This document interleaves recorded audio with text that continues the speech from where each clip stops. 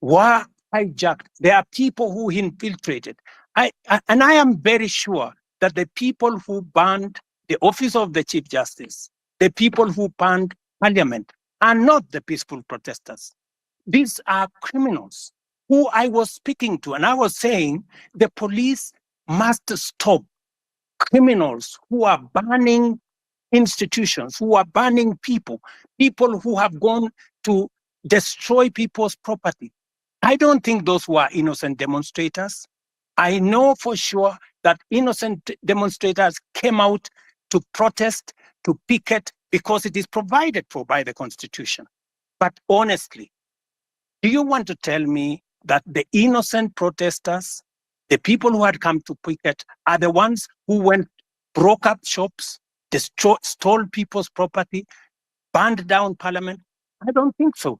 And we need to protect the protesters, but we need to keep the criminals who want to cause mayhem out. And I have the responsibility to do both by assisting, getting the police to do what they have to do.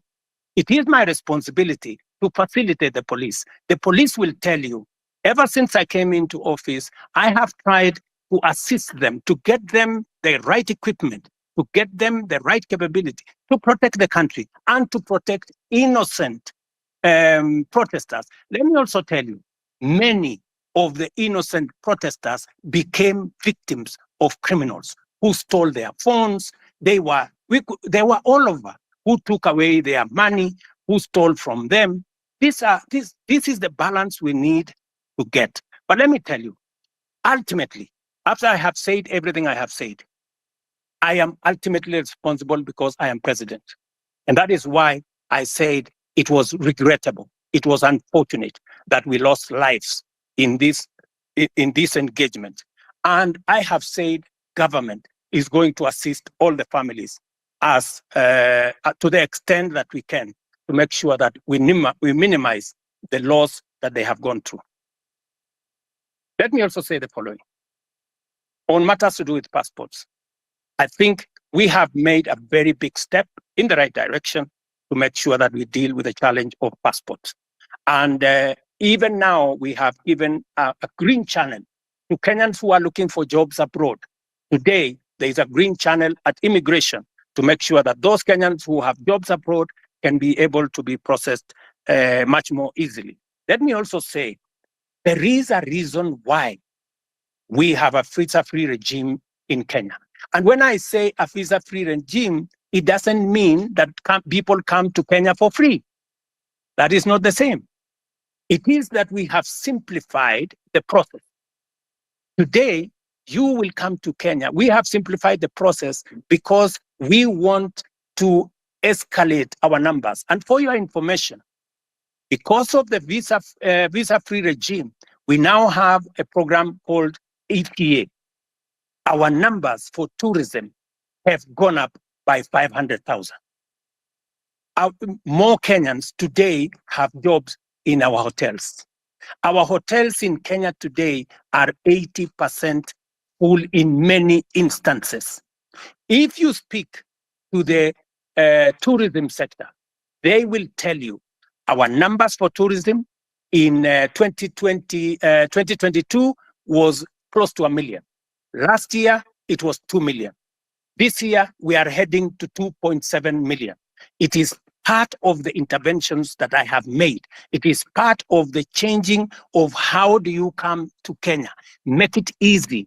Today, you don't have to go to no office. Today, you can get your ETA, pay for it online, and be able to come to Kenya easily.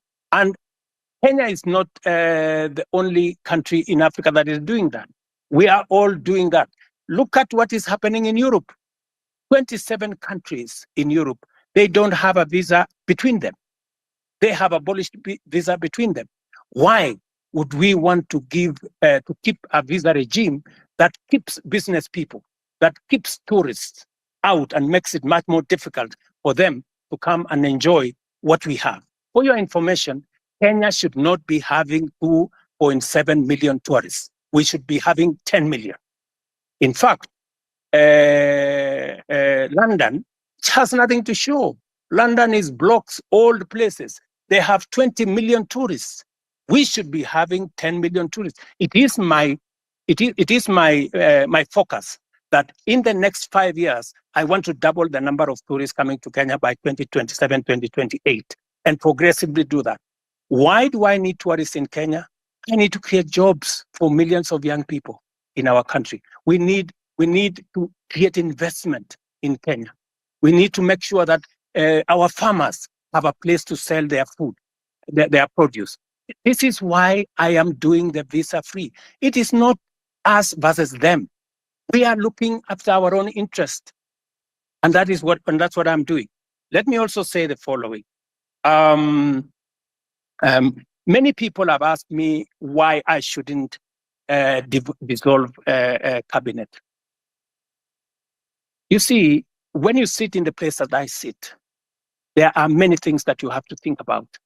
And I have given my undertaking this afternoon, that I am in the process of looking at how differently we can be able to reorganize government for it to deliver effectively, appropriately. And I have listed a number of interventions that I believe will take us to the next level, added on to what we were doing. I have also heard from my good sister who said that what happens to the finance bill? Is it going to become law in 21 days? Because that was the biggest beef. And why did I wait until it was too late? Let me answer it this way. First, let me say that the finance bill today was a victim of many falsehoods and propaganda. The finance bill today was meant to achieve very important things for the Republic of Kenya. Unfortunately, I gave in because the people of Kenya had decided they do not want it, which is okay. But was there a problem with the finance bill? I would want a honest interrogation of the finance bill. For example, it was said that the finance bill had matters to do with increasing money for land rates and land rent and changing the whole configuration.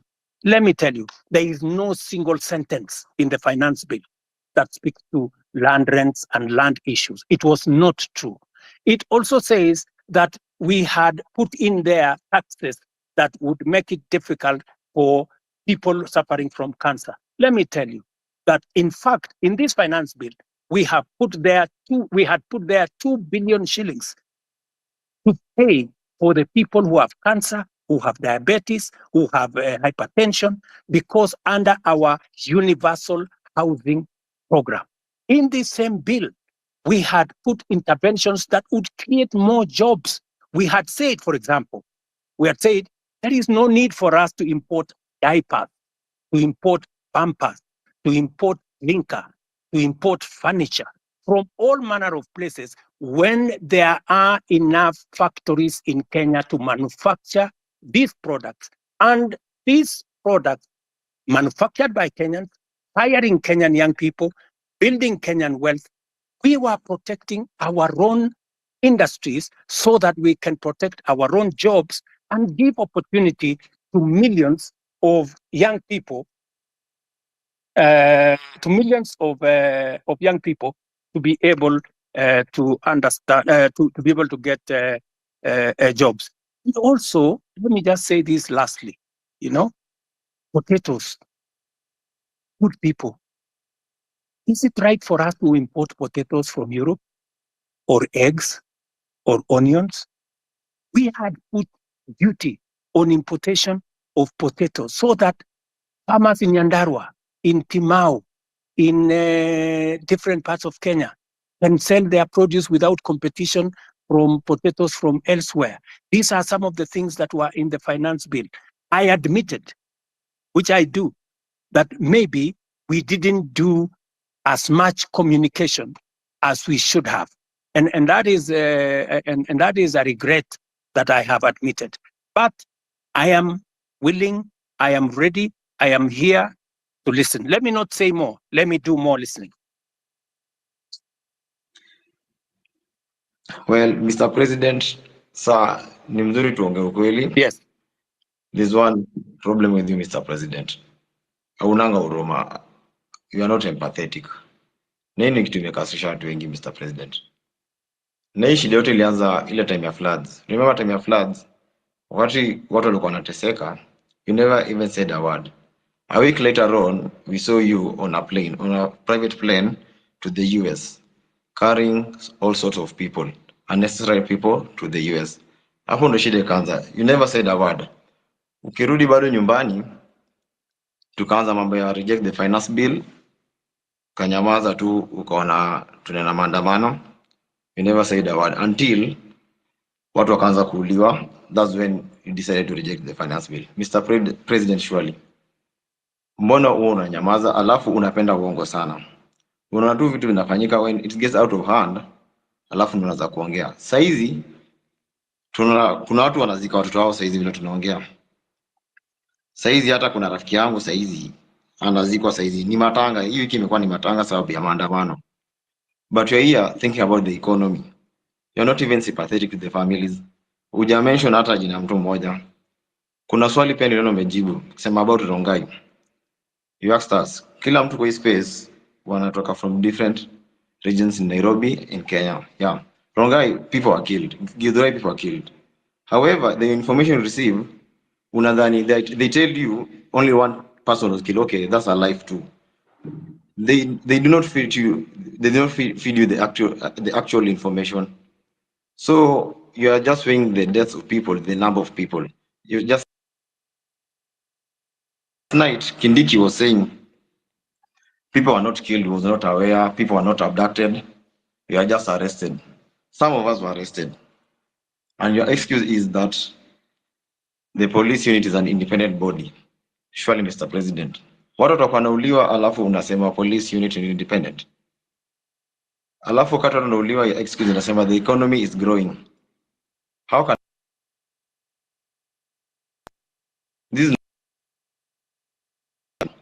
right now the country is mourning. Properties worth of billions were banned. You have not addressed that. All you think about is the foreign policy and the economic status of the country, not about the livelihood of the common mananchi. Surely, Mr. President, we need you to be with you. Be empathetic. Your government should be empathetic. You should stop this issue of police brutality. That's what we want right now. Personally, the police came to my house at 3 a.m. They broke into my house. They refused to identify themselves, and that was it. We were abducted. It was like kidnapping. Hii mambo mimi sikumbuki, nilikuwa nadhani mambo ya movie. Mr. President, tulishikwa, tukapigwa. They even stole some stuff from our house. Imagine askari anakuja, ako na bunduki anaingia kwa nyumba, ako na mask, 12 of them with 12 cars arresting a single guy, an armed citizen. Alafu ukimwambia mbona anakuja kushika, anakupiga. In the meantime bado anachukua vitu kwa nyumba yako. Unapelekwa place fulani hata ujini, not even a police station. When my friends were reporting the issue to the police station, they are not even aware. For my case, they even went to Parkland police station. That's where I was arrested. The OCPD told the guys, we know about this thing, but will not take any action. Meaning it was very criminal. The OCPD, Parkland police station OCPD, deputy OCPD was very much aware what was going on. We were not booked in any single police station. We were taken in a certain house. I think it was a safe house or something. I was blindfolded. Some guys were blindfolded for like 12 hours. Surely, Mr. President, are we in a terrorist country? We just want you to answer that. Okay. This is why we're in this space. Thank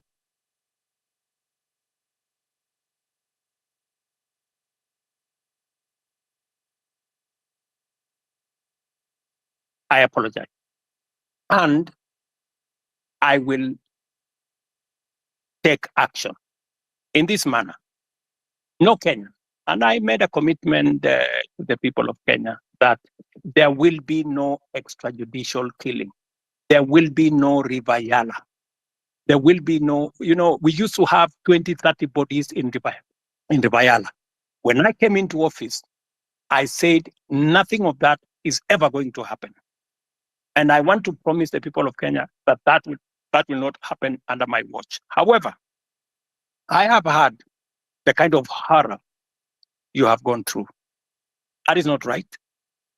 What I will do after this engagement, I would like, I don't know, in a very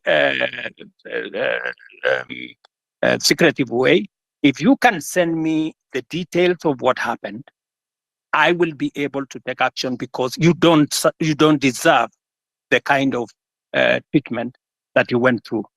Let me also say the following. You have talked about empathy. Maybe, people are born differently. Maybe we empathize in different ways.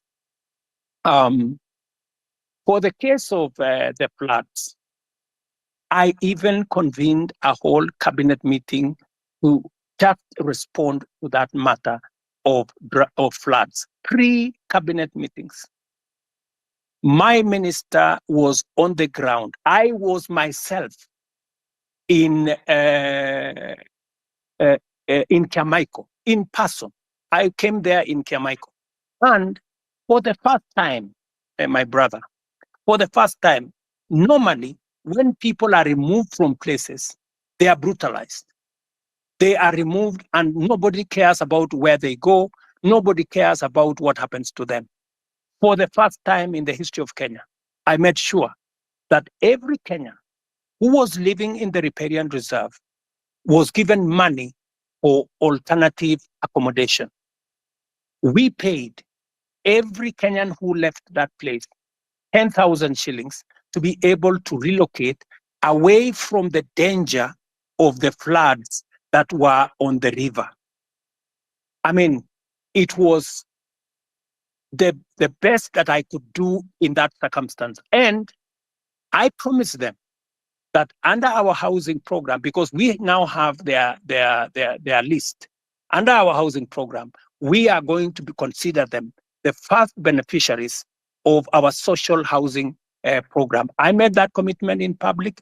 If you ask our peers for housing, they already have the data on these Kenyans who were removed from the riparian reserve, who had to be relocated for their own safety. For your information, we lost many Kenyans who were sleeping there, but they were carried by the floods. And it was the best thing that I could do. I went there in person. My minister was there consistently. I had 3 different cabinet meetings to attend the issue. We committed close to 400 million to make sure that those Kenyans who were in that situation were attended to. Maybe it wasn't enough. Maybe I should have done more. Maybe then I should apologize for not doing more. But to the best of my ability, it is the first time the government of Kenya is providing money to relocate people who have been affected in situations like the one in the flood. Okay, Mr. President, on the issue of Githurai, you said there was only 1 casualty, which is a lie. Mr. President, nakwambia tu kweli. Githurai inasemekana there are more than 200 people who were shot dead. Some wengine hata wajulikani mahali wako saizi, vile tunaongea ukweli saizi. In Rongai, they shot some guys pia, wakakuficha wakakwambia ni mtu mmoja. Na ni ukweli, reality kwa ground watu walikuwa wanauliwa. Ina ni ukweli, watu walikuwa wanauliwa. Tulikuwa huko, wote tulikuwa maandamano. Alafu kuna issue nyingine. This rogue cop amekuwa kichapa watu risasi, anachapa watu risasi open air, kila mtu ana camera there. The DCI doesn't do anything about it. Amekuwa all over social media, in the media, but you don't even say a word about him. His name is Murangiri. That killer cop ameua watu. Watu wanazikwa kila siku sababu yake. Juzi ilikuwa last week Wednesday, nilikuwa town. Nilimwona akitembea tu town vizuri along Moi Avenue, very happy, very healthy. He's a killer cop. Nothing has been done to him. Hivi vitu tumekuwa tucomplain tangu kitambo. For how long should we be talking about this? About the killer cops?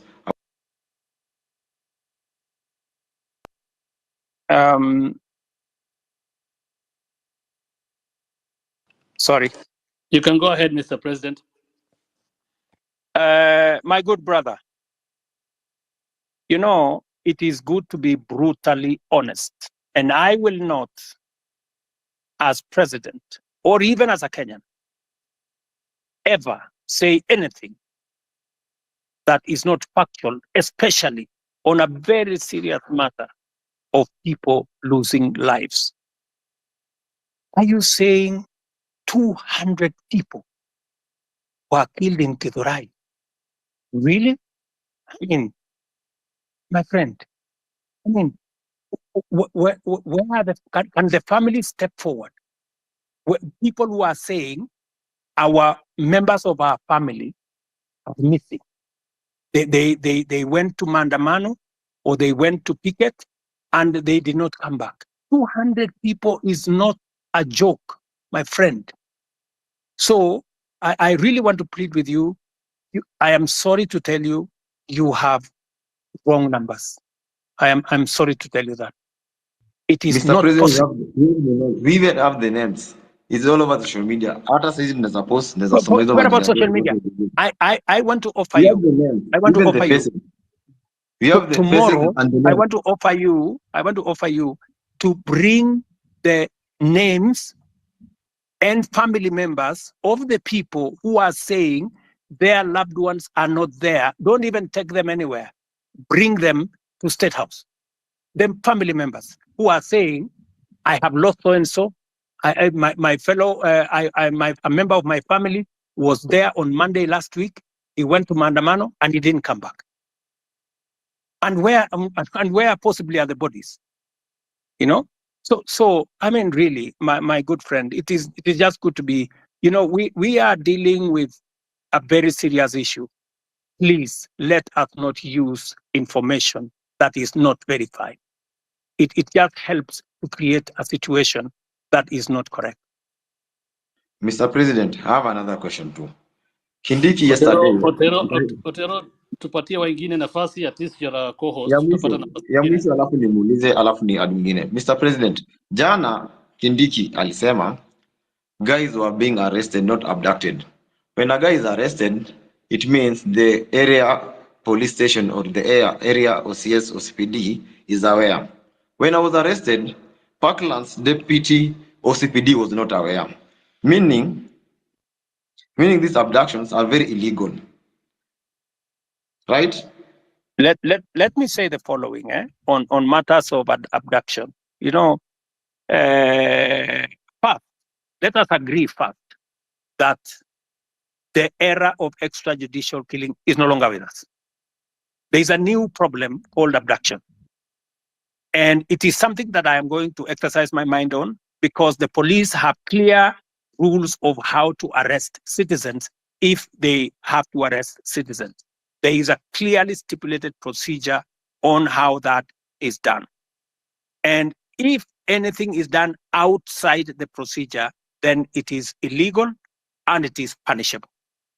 So when the police arrest somebody, they must declare to that person that they are policemen, they are arresting this person for this and that and that and that, and they take him to a place that is known.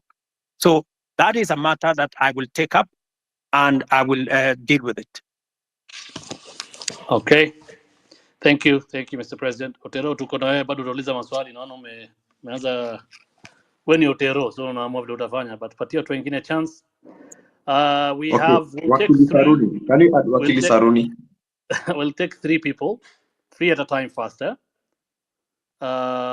We have I'll bring in Alai, followed by Edith, followed by Gray, and then you can give Wakili after that 4. So again, Hussein, I really don't think Alai should speak because his comments will be biased. This space is basically about what we are going through in the street. Alai doesn't know about it. In short, Alai amekuwa kiongea mbaya kwa hili story ya maandamano. I really don't think Alai can speak for himself. We can't limit anybody from speaking. Everybody has the freedom to speak here. No, Alai is very bad. So thank you. Let's have Gray Mara can speak, but Alai, no, he hasn't been against this. Thank you. Otero, I've been an advocate of freedoms for a very long time, especially when we don't agree. So I would ask you to learn that lesson that you should listen to people, especially when they don't agree with you. And that's what the president is trying to do here. We don't agree with him, and that's why we want him to listen to us, and he agreed to come to the space. And moving forward, I really want to tell the president that, Mr. President, you know that your success is our success, and we really want you to succeed. The problem is that I don't know if you really want yourself to succeed as a president of Kenya. Because from the moment you got to be the president, there are things you did which I think just sabotage your presidency. When you decided to say that you are not going to listen to intern doctors, I said, does the president know what he's doing? Because he's touching the hearts of Kenyans. These are the people who spend most of their time in public hospitals. When the president didn't take up the matter of pending bills and tell the counties and the national government to pay the pending bills, you know that one is touching the middle class, the working class. And these are the people who mobilize their children, called Gen Zs. And they came out and said no. When you removed Linda Jamii, when we interfered with Edu Afia, when we saw your friends and very close associates working with bands of money, 10, 20 million in churches, Mr. President, I think you sabotage your own presidency. And that's why I ask myself that the president really tells us that he means well for the country. But is he really meaning well for himself? Because unless somebody else is the president who is doing all these things, the second and last question, because I don't want to spend more time, I'm an elected official in Nairobi, Mr. President, is the issue of Nairobi on-source revenue, which we have asked, we have investigated, we have been taken around. Mara, it was KRA which is collecting that money. We have taken to the office of the president.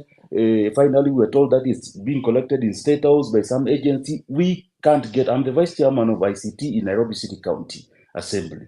But nobody knows who is collecting revenue for Nairobi City County, Mr. President. It really saddens me because if that revenue was collected in a transparent and verifiable manner, then you know, Mr. President, some of these bills would be taken up by the counties and it will not come to you in the national government so as to pay those bills, Mr. President. Those are the only questions which I had. Thank you. Thank you, Alai. Edith? Yeah, thank you for the chance to ask a question. Edith, are you with us? Can you hear me? Yes, I can hear you. Can you hear me? Okay, let's go to Gray if Edith is not responding. Hello. All right, thank you so much. Hello. Hussein, this is Grayson. Hussein, can you hear me? Oteru unanisikia?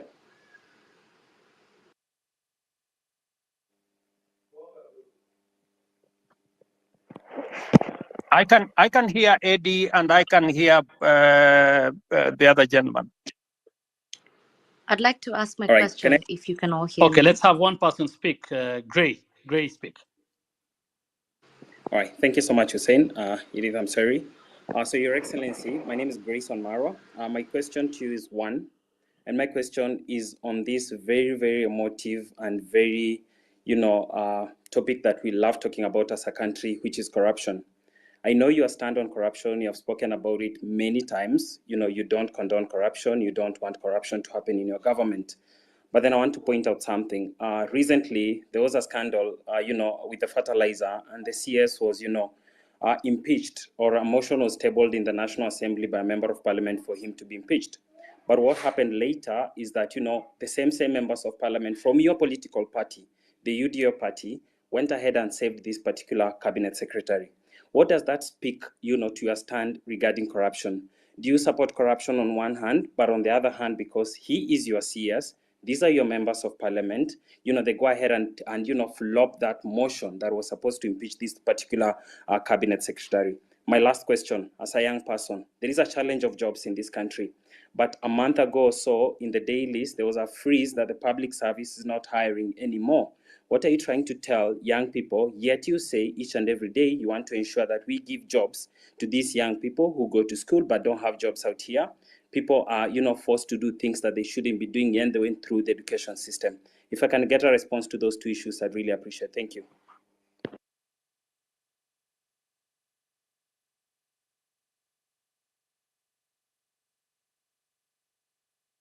Grayson, Do I unaweza rudia answer? question please? Do I answer those, or I thought you said we take 3 people? Can we take maybe Eddie? Eddie was somewhere. There is a lady called Eddie was somewhere or something.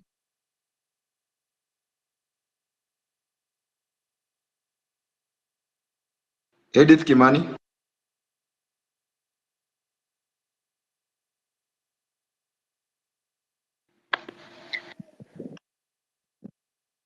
Otero, from my end, I see she's a listener. Maybe you can add her to speak from what I'm able to see on my end. Okay.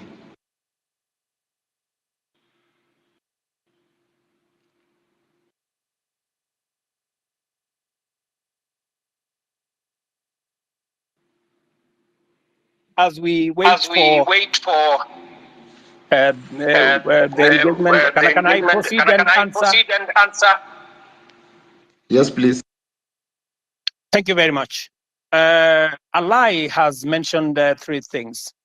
Mr. Alai, I want to tell you, Mheshimiwa, that I am acutely clear that even if I don't succeed, I want Kenya to succeed.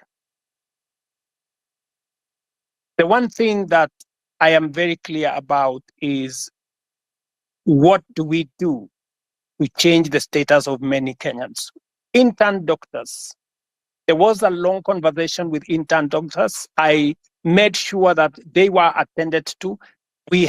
I met the leadership of the intern doctors myself, finally, and we did make an agreement on how to sort out the intern doctor situation, including I have factored in this budget with their concurrence. When I agreed with them, we were supposed to sort out their arrears in 3 years.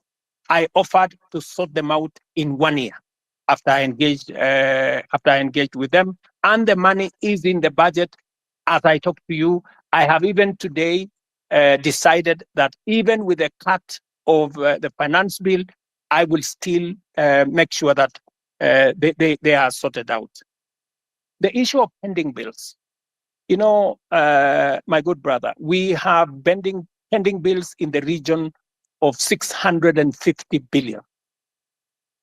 It is the reason why I appointed Mr. Ouko, our former Auditor General, to interrogate all the pending bills for purposes of making sure that we can pay them. In fact, one of the items that I listed this afternoon, which was also in the budget, is a provision for us to begin the journey to sort out pending bills, because it is crippling businesses of people, it is destroying enterprises of Kenyans, because government is not paying. The third thing that you have said about Linda Mama or Linda Jamii and Eduafia, I have done 3 things. Maybe the explanation. Let me give you that explanation on Linda Mama. Am I audible? Yes, you are, Mr. President. Sorry about that.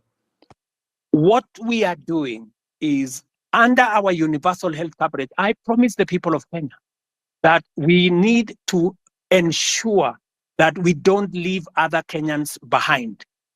Under our universal health coverage, in which this year we now have a budget for it, we are going to scale up the benefits of Linda Mama. That is why we have scaled it up into universal health coverage. We want it to reach more Kenyans. That's number 1. Number 2, we want to enhance the benefits. The benefits were 2,500 for women giving birth in hospital, in smaller hospitals, 5,000, and maximum of 17,000. We have now changed that. From 2,500, we have moved the benefit to 11,000. And we have moved the upper benefit to 32,000. That is not a derogation. That is an upgrading of Linda Mama. Number 2, Edu Afia. What we are doing with Edu Afia is that we are universalizing the universal health is universalizing insurance, so that every Kenyan. And you know, I made this absolutely clear, and that is why we have changed the law so that not just the students who are in school, but every Kenyan, even those who are not in school, will now be beneficiaries of our chief social health. We, instead of having NHIF, we are now going to have social health insurance fund, which is going to cater for everybody, to universalize access. So on both cases, Mr. Alai, we are not derogating, we are upgrading and making sure that universal health is available to many Kenyans. Finally, on Nairobi own source of revenue, I thought I heard the governor say the other day that he had increased it, he had raised more revenue than was ever raised. I'm not sure about that. But I want to tell you that that is a Nairobi County affair. You, Mr. Alai, should not be asking me. The public should be asking you, because you are the person. You are the person responsible. You are the representative of the people.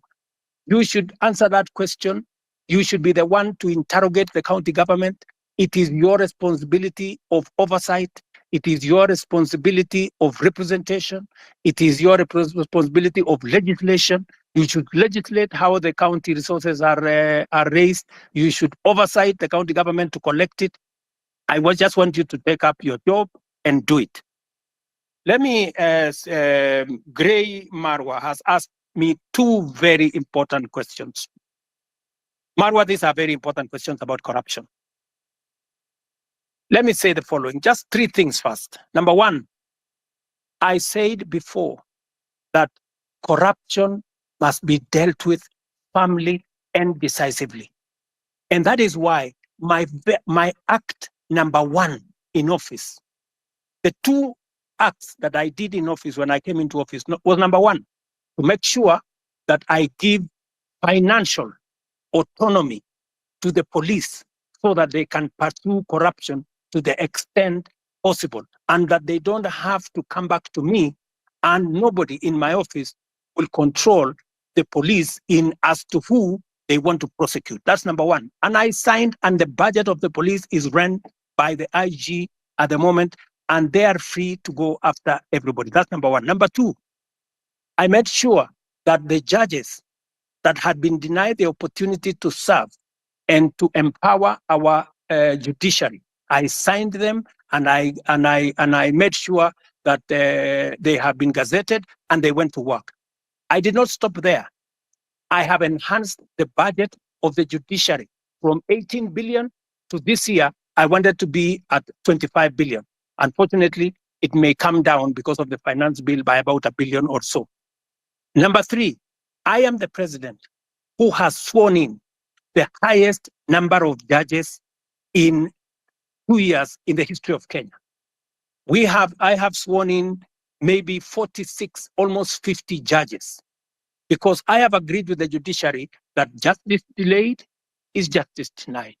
And therefore, I want to make sure that becomes the case. Number four, on the specific incident of what happened with fertilizer, I want to tell you, as I tell the people of Kenya, those where evidence has been gathered, sufficient evidence has been gathered, they are in court. The CEO, the general manager, and 7 other staff of the National Cereals and Produce Board are already in court. The minister was taken to parliament to answer for political responsibility, that to make sure that his oversight role was in question. I want to tell you this, Gray, that we are a country of the rule of law. When a person has been, when allegations are made against a person and they are not verified, there is no way that such person can be held to account. But when they are verified, like the case of the officers who worked under the minister that were verified, they are in court. I want to tell you, if a minister, if a principal secretary if there are verified allegations of corruption against any cabinet minister and or any principal secretary, the day they are taken to court, I will fire them. I will not wait for the court process because there will be an element of confirmation that these are people who are corrupt. Let me talk about jobs. And you have said correctly that the public service has issued a circular that there will be, there is a freeze on jobs. The public service has a freeze on jobs at different levels. People who are employed at entry level and the space around jobs is huge. Government can only hire a very small fraction. My intention, my plan is to make sure that government facilitates the economy, facilitates the private sector, facilitates the entire enterprise space to create more jobs.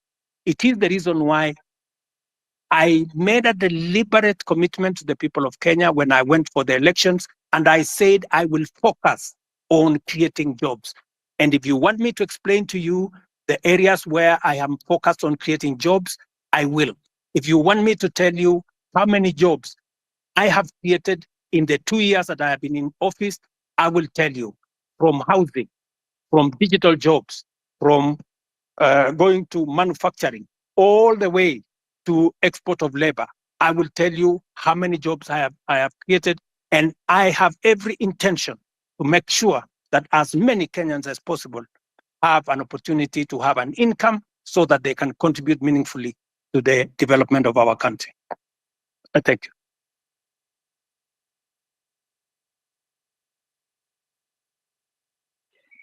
Ling, you can speak.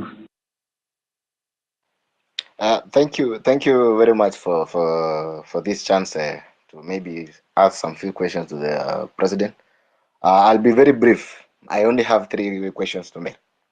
One, Mr. President, is that like most of the people have said, is that your government is full of lies because of one. I want to put it clear that when Finance Bill 2023 was passed, we believe that the revenue that was going to be collected during that period were going to be used for development. Personally, I come from a Masab constituency, and on February of last year, the CS for Transport, Bonamur Komen, came to Kabiet Shrines and promised us that there is a road down there that's going to down from Kurgung to Chepterway, coming down to Kapkatembu. He said personally that since that this is a road that was left midway by the contractor, he was going to send the contractor in a record 3 months to be on site so that the road can continue so the contractor can start the construction. Up to now, we still haven't seen that. So that basically tells you that that is a liar. Number 2, I think the Gray has talked about the issue of fertilizer. You've said, Mr. President, that if you find that there is a case against the said minister, you're going to fire him. There's a case that has been filed by the Law Society of Kenya against the Minister of Agriculture. If kindly, we can tell the minister to step aside so that, trying to investigate someone who is in office becomes very hard. So let the minister step aside so that we can continue with the investigation. Number 3, I would want to talk about the arrogance that is in your government.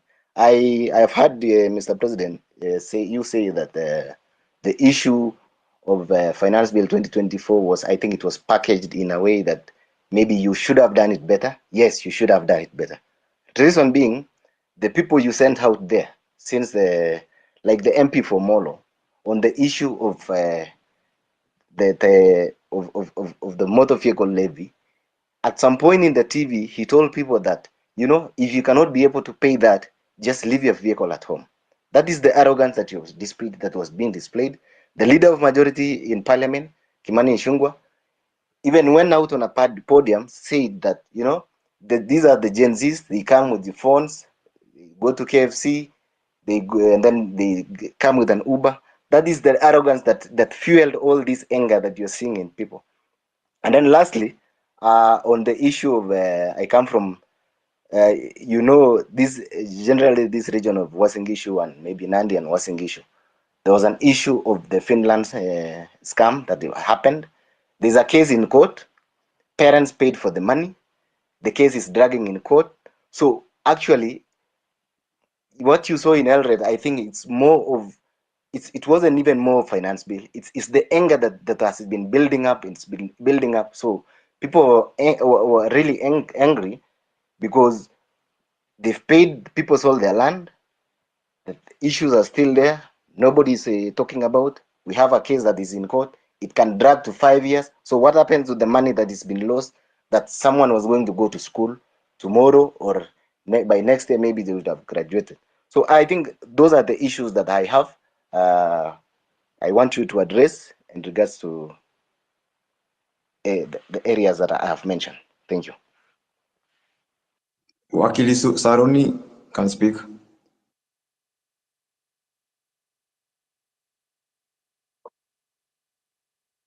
Thank you very much, Your Excellency, for this opportunity to address you, and thank you very much, the host, Hussein and Osama. My name is Jesse Saruni, or rather Wakili Saruni. I am the president of University Students in Kenya, KUSO.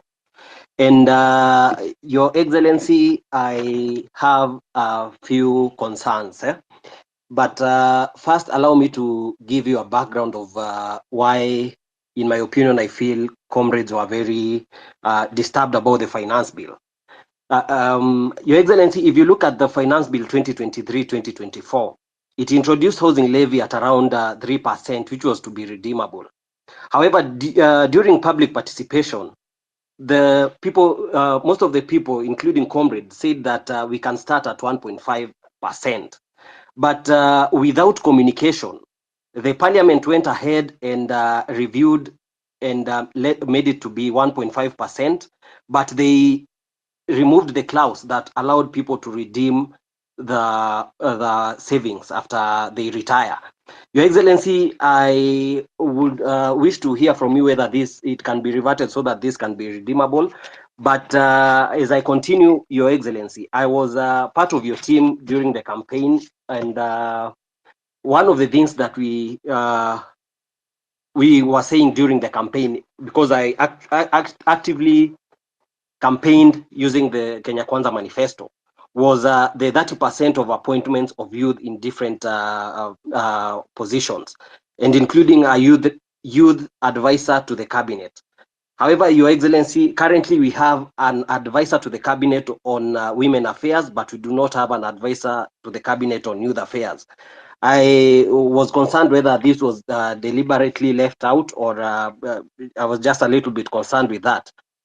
Your Excellency, another key concern that affects comrades, around 6,000 graduates went through diploma in law, and this is in regard to career progression. So they did their diploma in law, and they proceeded to do their degree in law. Your Excellency, before 2014, everyone who did their diploma and did their degree in law were able to proceed to the Kenya School of Law for the ATP Advocates Training Program. But the laws were changed in 2014, and this affects around 6,000 university students who are working in law firms and getting underpaid. And I am happy to see that the president of LSK, who is very passionate about issues of youth, is also here. Your Excellency, there is an amendment bill in Parliament that is on the Speaker's desk and has stayed for so long. Your Excellency, this is something that is under the office of the Attorney General. And with the indulgence of the Attorney General, I believe this thing can be, we can find an approach where this thing can be addressed, of course, through the office of the Attorney General, so that these comrades can stop the suffering. They are not able to proceed to self-actualization, because most of them would want to become advocates of the High Court, but they are not able due to that change in the Act of Parliament. Your Excellency, another concern is on students and youth leadership. Wakili, I really hate to do this, but please. we've only gone through 5 questions. I think there's so many people wanataka kuuliza Okay, maswali. just one more. Kindly, we agreed. Yeah, please, kindly. Okay. Your Excellency, in regards to university students and youth leadership, you can see that we have the National Youth Council, which is constituted. It's supposed to hold elections. And I feel, Your Excellency, the youth feel that they have not been able for a long time to represent their grievances because they are not able to elect their leaders directly.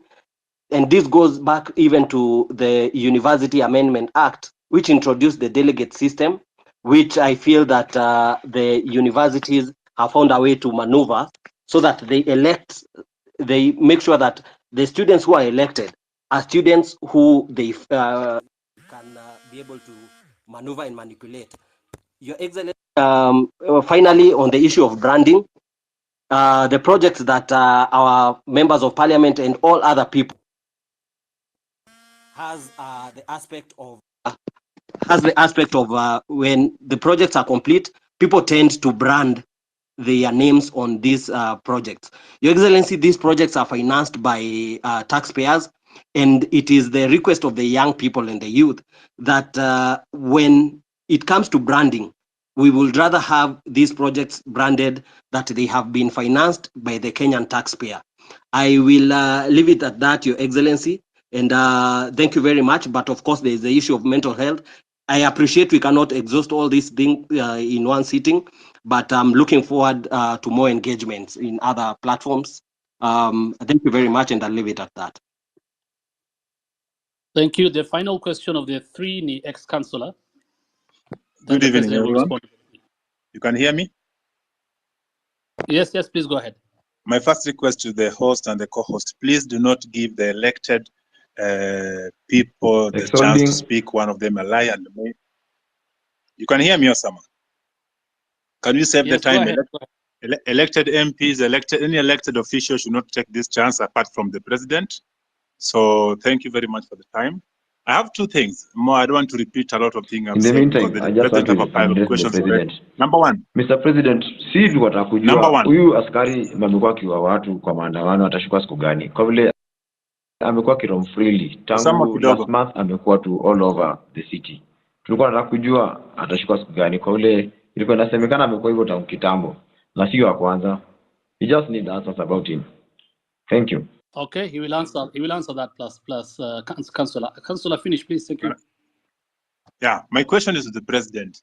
Why is it that the things you're asking about today are not new things? They are things you did promise in your campaign, and the other time you are being played with videos of you saying the same thing. You had to find a way of not listening to those videos. The one thing that you promised us, one of them is corruption. Your people around you, you've addressed this one. You can't tell me out of the 100 people you have around you, 90% are corrupt or have story of corruption, and you are doing nothing about them. I'm a medic by profession, and the issue of NHIF, which is moving now to SHIF. I read the last 2 days of millions, 300 millions, another 900 million today, disappearing to wrong or fake claims. I'm wondering, if the change from NHIF to SHIF, will it improve or just another way to get more money for people around your circle to buy houses, buy big cars, and laugh at us? Now, Mr. President, Councillor, please. Those are about 2 questions. Now let's have the president answer. We don't have a lot of time. We have watu wengi. They need to ask questions to the president. Please let the president respond to that. If we get another chance, utauliza hiyo swali ya 3 tafadhali. Very much. Thank you very much, good people. Let me start with the gentleman. I didn't get his name, from Osop. And that gentleman says, we have too many lies flying all over the place. Let me just put it clearly. So many people have spread this story about William Ruto not telling the truth or making fake promises. I made a commitment to the people of Kenya that there will be a hustler fund. Today, there is a hustler fund that takes care of 2 million Kenyans. I made a commitment to the people of Kenya that fertilizer is going to come down it has come down from 7,000 to 2,500. I made a commitment to the people of Kenya that we will have a housing program. Today, 103,000 houses are being built with 160,000 young people, real people, engineers, architects, quantity surveyors, plumbers, technicians working. I made a commitment to the people of Kenya that we are going to sort out matters in the education sector. Today, we have hired the highest number of teachers in Kenyan history in one time, 56,000 teachers. I made a commitment that I am going to sort out the mess that was in our universities. Today, ask any vice chancellor. With our new funding model, we have sorted out the challenge that was there in our universities. Today, lecturers are being paid. No university today is about to close down. When I came into office, most universities were teetering on being closed because of debts. I made a commitment to the people of Kenya that I am going to implement universal health coverage. Today, as I talk to you, we have 100,000 community health promoters in every village in Kenya that I pay, that I have equipped to begin the journey towards universal health coverage. As I talk to you today, there are 4 pieces of legislation that we have implemented, that we have enacted to actualize universal health coverage. I can go on, and I can tell you, every commitment that I made, I said I am going to appoint the judges that were not there, I did. I said I'm going to operationalize the fund for the police, independent police, I did. I said I am going to enhance the budget of the judiciary, I did. You know, when people want to conveniently say a few things that propagate a certain narrative, it is easy. But let me leave that there. Let me go back to the Mosop Kurgung story. I want to tell you, my good brother, we have stalled roads in Kenya. In fact, the budget, the debt we have on roads is 910 billion. Because we rolled out a program that we didn't have money to do. It is what is troubling me now. It is why many people are asking me, why are you outside the country? I went to China, for example, and I got 40 billion shillings to do at least 8 roads that were stalled. I have come back from the US, and we have had a consultation, and we are getting money to be able to roll out some of our roads, courtesy of concessional funding from the World Bank. I have had conversations with the president of Germany, and they are giving us money under the same program for us to be able to meet some of our programs. I want to tell my good friend from Osop that we are focused on these areas. These roads did not stall yesterday. These roads have stalled for a while. We are figuring out how to make sure that we deal with that situation. And my apologies that maybe the minister did not keep his word, and I'm going to remind him.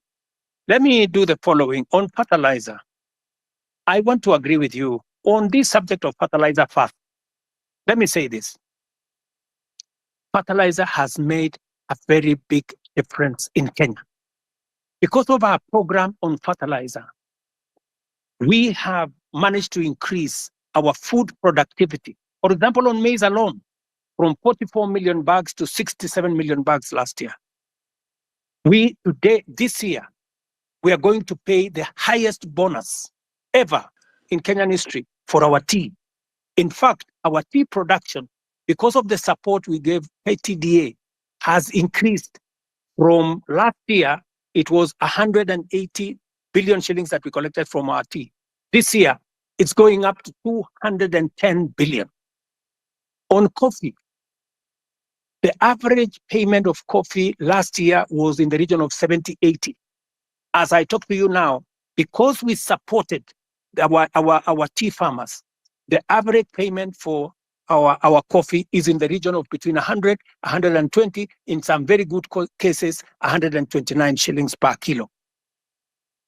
The whole array of what we have done with fertilizer is phenomenal. And therefore, I understand when somebody like my friend from Morsop gets annoyed when there are people who want to sabotage a program that is making a very big difference in Kenya. And that is the reason why I didn't delay 1 minute. When this issue of fake fertilizer came into the public, all the officials that were involved in it at the National Cereals and Produce Board were charged.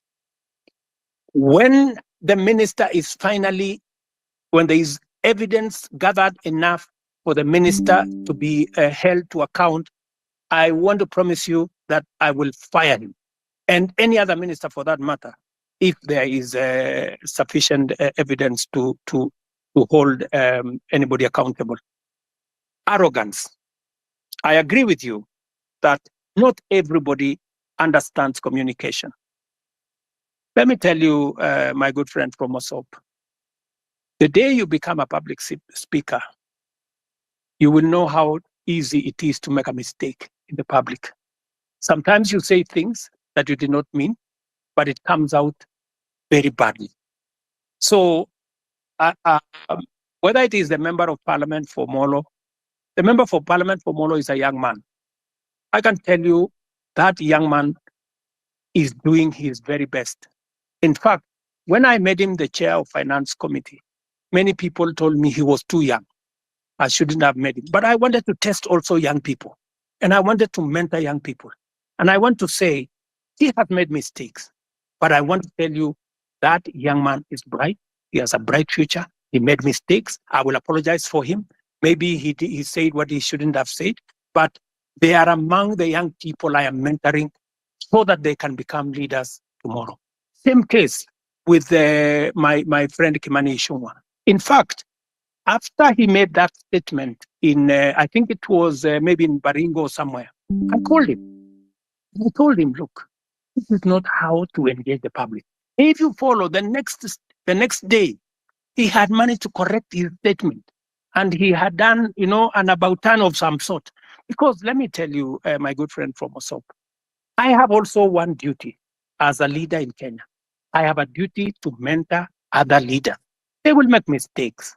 They will demonstrate, maybe some arrogance, maybe either inadvertently or in whatever manner. But partly, it's because of inexperience, partly because of not a fair understanding of things. But I sometimes will want to take responsibility because these are members of my team, and I will correct them.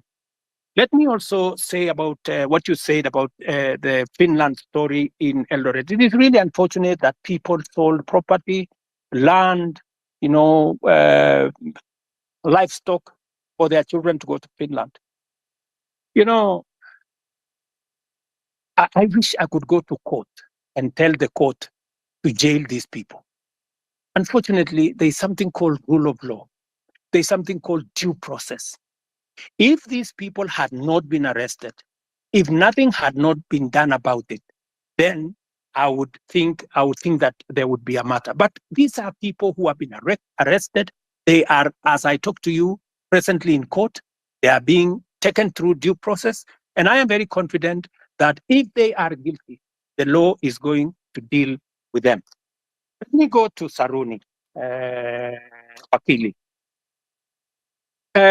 You said about the 1.5. It is true. There was a proposal of 3%. The public told us that we do not want a levy. If you want, collect a tax, reduce it to 1.5.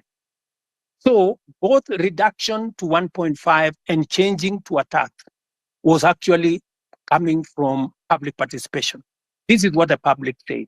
If the public are going to make a different suggestion going forward, we will respect what the public will have said going into the future. Am I still audible?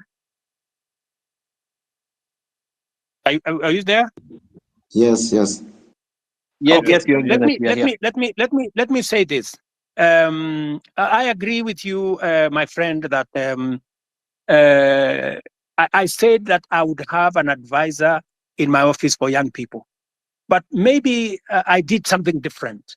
I gave many young people. If you go to parliament, if you look at the leader of Senate, if you look at the leader of many committees in parliament, I made young people. If you look at my deputy controller of State House, these are young people. I decided to have more more principal secretaries. If you look at the profile of my principal secretaries, you have people in their 30s, many of them serving in substantive positions. In fact, many people were asking me whether these girls, some of them look like they are, or these boys, whether they can be principal secretaries. And I am very proud of them. They are doing a wonderful job. But that is something I will consider, Saruni, that as way of keeping a promise, I think that is something I need to consider. And thank you very much for your feedback. Let me also say on the matter of the law that is bringing problems to 6,000 diploma law students who, because of a law in 2014, I will take it up with the AG. Ordinarily, professional organizations like the legal fraternity are normally regulated by professional bodies like the LSK and all the others. If we get a recommendation from the LSK to the Attorney General, I will be able to facilitate and make sure that we don't enfranchise 6,000 people in Kenya who have undergone training and who need to practice law in the way they want to do. I agree with you that there has been a problem with the Kenya Youth Council. We need to deal with it. And I have told Ababu Namwamba, my minister for young people, to look at whether we have the right forum. The problem with the Youth Council, it has always looked like it is a government agency. We want to make sure that it doesn't look like a government corporation or a government agency. We want it to be a young people's organization in a way that government influence and government intervention is limited, so that the young people can speak for themselves. I would welcome ideas, Saruni, from university leadership on how we can make the Youth Council better, more democratic, and more representative of the young people. I couldn't agree with you more on this branding issue. I see faces of people all over the place on government projects that have been done. And I think it is made to look like they did it with their own money. I agree with you that this branding, if it costs public money, it should stop. And it is feedback that I am going to take in to see to it that no public money is used to paint people's photos on government projects. Let me answer ex-councillor. I'm told he's ex-councillor, but he's also a doctor. This is good. I didn't know that an ex-councillor, a doctor can be an ex-councillor, but that is good. He has asked me about the NHIF and the transition to shift. Let me tell my brother, I didn't get his name, that the reason why we are shifting from NHIF to shift is because NHIF is limited. NHIF only captures a small section of our society. It is my intention, as I made a commitment to the public, that every Kenyan must have two things: must have access to healthcare and must have access to health insurance. We must make sure that those people, even those who cannot afford NHIF, because there are many people who cannot afford the 500 we are paying at the moment. And that is why we have brought in a means testing system, so that the people who cannot afford the 500, we have now reduced it to 300 under the new program. And even those who cannot afford 300, the government of Kenya is going to pay for them, so that no Kenyan will go to hospital, whether they are suffering from hypertension or cancer or diabetes or whatever. Either they get treatment because level 1, 2, and 3 are free, or they can go to a referral hospital and there is an insurance system through SHIF that's a social insurance that is going to make sure that their bills are paid. So, and let me tell you, one very important addition to this program is the digital health platform. The biggest problem we have had in NHIF is the digitization process. We lose a lot of money because of collusion between hospitals and staff at NHIF. In fact, you saw in the public media that there are hospitals that have more accountants than medical officers because they are gaming the system. We have now standardized all tariffs. There is no way you can be treated by malaria in one hospital and you pay 1,000, and treated for malaria in another hospital and pay 100. We have standardized, whether it is public, whether it is private hospital, we have now standardized treatment. That is what happens world over in countries that understand how to manage matters health. So this is a comprehensive program. It is one program that will change the face of Kenya. Kenyans will no longer have to sell their land, sell their property to go and pay for hospital bills. We will, all of us, stop these harambes and the public collections that we are collecting to go and deal with people. So, my good friend, this is the plan. We have gone through it with Parliament. We have enacted 4 pieces of legislation. It was my plan to launch it on the 1st of this month. Unfortunately, because of the challenges we've gone through with the finance bill, we have shifted it to begin 1st of October, but the process of registration has already started. I think we are on day 4, and already over 100,000 Kenyans have been registered. So, and I want to encourage all Kenyans to register so that we can be able to plan for our health together as the people of Kenya. And we can even plan for our health commodities, and we can be able to secure everybody from matters illness. Thank you very much. Not finish my questions. So as I continue, I know, but my main point was corruption, whether it's an HIF or chief. I told you 300 million paid to fake claims, around 9 million today, early in the morning.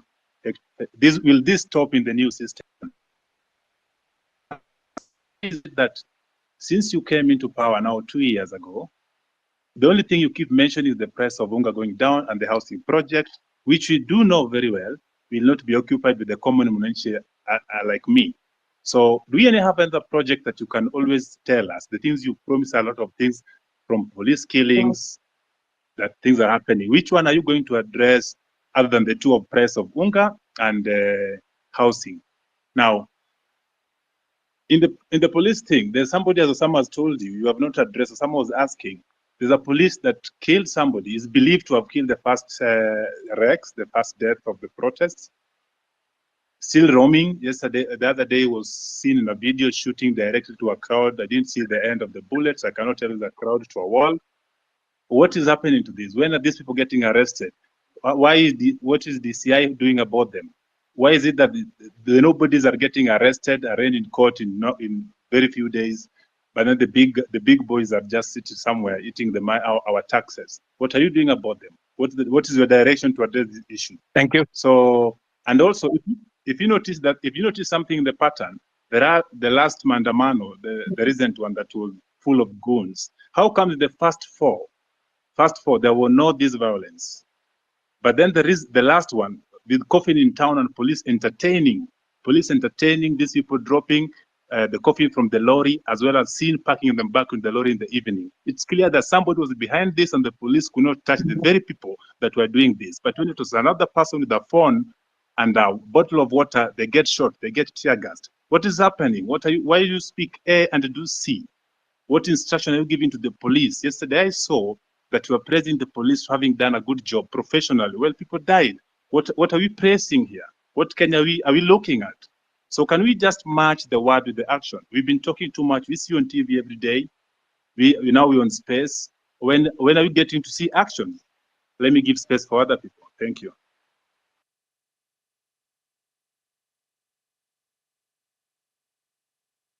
Also, Mr. President, have you tried to reach the families of those who were shot dead by the police or injured by the police?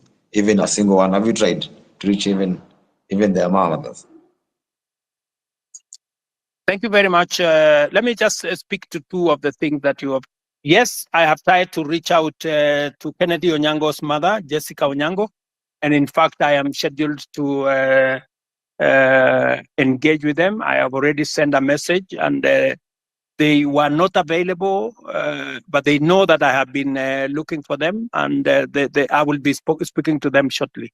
On the matter of this rogue police officer that you say is roaming, that is something that I would want to get exact details of who this is, and I can tell you that we will apprehend him and deal with him in accordance with the law. But let me answer also what my friend... We'll send you video and pictures. Pardon? Pardon? If you're having a difficult locating the police, we have videos and pictures of them. Okay. So that should be easy. Please forward the picture and photos to me, to Hussein, my spokesman here, and also I would appreciate if you can send it to also my inbox if you can, or if you can send it to the Independent Police Oversight Authority. We will deal with it. But let me also respond to you about matters corruption. I want to promise you that part of the pushback we had on implementing our universal health coverage is because of corruption. Very many corrupt people who are gaming NHIF were against what we were doing. That is why they went to every court available.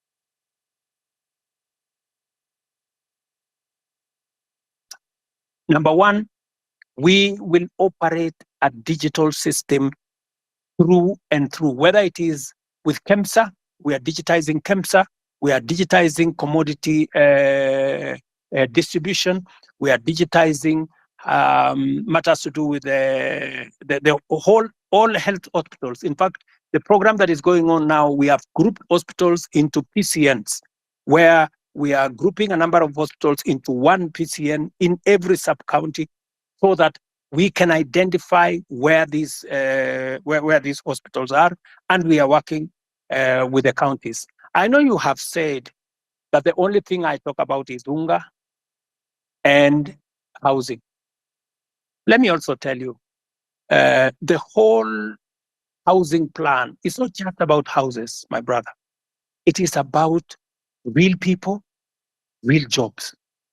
Jobs in our industries that manufacture cement, jobs in our industries that manufacture steel, jobs in our industries that manufacture clinker, jobs, engineers, architects, accountants, HR managers, and many people who are working in that ecosystem.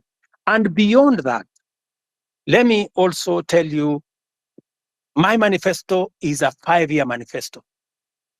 What what I am doing now is a cut. There will be an exam in 5 years. And I will tell you, when I do the exam in 5 years, you will see the results. Number two, beyond what I am doing on the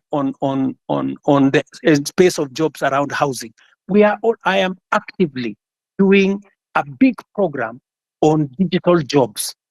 I was in Ruiru the other day, launching with CCI a digital hub that is hiring, as I talk to you today, 5,000 Kenyans in Ruiru. I challenge you, you can go to Ruiru tomorrow to CCI, you will find them working. And they are not the only ones. We have 140,000 Kenyans today who are working in different parts of Kenya, in TVETs, in ICT hubs, who are not working before I came to office. Today they are working because I have a very clear plan on digital jobs. When I talked in my manifesto about digital superhighway, it was not a write-up. It was not an essay. It was something that I intended to implement. As I talk to you, we are rolling out fiber optic using our power lines across Kenya. And in this year's budget, I had set money to work with the constituencies, with members of parliament, to make sure that there is an ICT hub in every ward in Kenya, where young people in ordinary places in every ward can have access to the internet, to computers, and to make sure that these young people are trained and they can have access to a digital platform where they can work. As I talk to you, listen to me carefully, 149 to be exact, 1,000 young people who you can contact today are monetizing their talent on the digital platform, working under the program that I have set up. So it is not just housing, it is not digital jobs only. Let me also tell you, today, because of the program that I have rolled out on matters to do with export of our labor, as I talk to you, last year, 120,000 Kenyans went to work abroad in different countries. I've had a good sister there say, what is the president doing in Germany? What was the president doing in America? I want to explain to her simply, what was the president doing in France? We are signing 19 new bilateral labor agreements that will give an opportunity for Kenyans who want to work abroad, an opportunity to export their talent. I'm talking about engineers, I'm talking about accountants, I'm talking about HR managers, I'm talking about workers in different fields who want to go abroad. And I have now begun the process of professionalizing over the last 2 years that whole ecosystem of labor and the export of labor out of Kenya. That is why we are seeing an increment, not just in jobs, domestic workers, I don't know, drivers, I don't know what. We are, the reason why we are negotiating new bilateral agreements is that we want to go beyond those workers at that level. We want to export skilled labor, we want to export professionals, and we are creating the ecosystem for that to happen. In fact, if I tell you now, if you go to www.neaims.go.ke, you will see that there are 400,000 jobs on that platform. Different kind of jobs from different countries.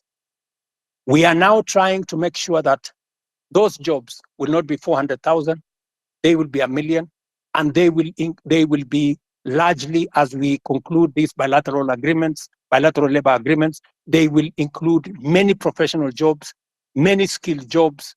And I want to challenge the young people listening to me on this X forum, that is an opportunity. You can go to eCitizens today and check whether what I am telling you is true or not, whether those jobs exist or they don't. And I want to challenge everybody to go to that space, because that is one of our strategies. In fact, I saw on a Friday when there was a demonstration, one gentleman from my village was interviewed, and he said, you know, the president has failed us because there are not many jobs in Kenya. The problem is that so many people are still going abroad to look for jobs. Little did that guy know from my village that I am the one who facilitated those who have gone abroad. It is part of my strategy to create opportunities. Let me finish by saying, In this year's budget, the whole trajectory was about manufacturing. You know, how do you create local jobs, my friend? The days when we just used to say, oh, we are going to grow the economy and the economy is going to create jobs, that is gone. We have to be deliberate. Housing, I know how many jobs I'm going to create in housing. Digital jobs, I know how many jobs I'm going to create. Export of labor, I know how many jobs I'm going to create. Now, what I had done in this year's budget is to put a mechanism where we promote our own manufacturing, local manufacturing, using local materials, hiring local labor and local professionals, and creating local wealth. There is absolutely absolutely no way we are going to grow jobs in Kenya by making Kenya a supermarket for other countries, by making Kenya an importer of everything.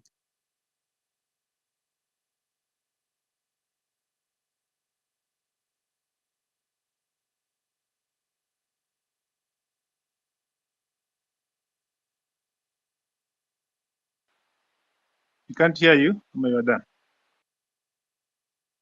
He's done. Omondi. Okay, one last question. One last question before I give somebody the mic. I'm seeing several questions flowing to me. It's also mine. I'm made to understand there's a bill on your table about the IBC reconstitution. I'm wondering how long should this be? Or rather question would be, was it a deliberate not to assign the bill so that when your people, the people that are guiding you, people that cannot listen to us, when you want to try to send them home, we cannot because there's no IBC commission that's in place. So what is about IBC? Because personally, I come from Nyanza, and my home MP is at Andy. But if I was coming from Nairobi or somewhere and surrounding, the MPs that really need to go home, and the law that there is no IBC to be able to do this, because they have been arrogant, displaying Parliament just passed the bill. It has found its way to my office. And I want to tell you, I will be expeditious. It will not go beyond Tuesday, and the bill will be signed and gazetted so that we can proceed with the process. I am just keeping it within the law. Thank you. Thank you.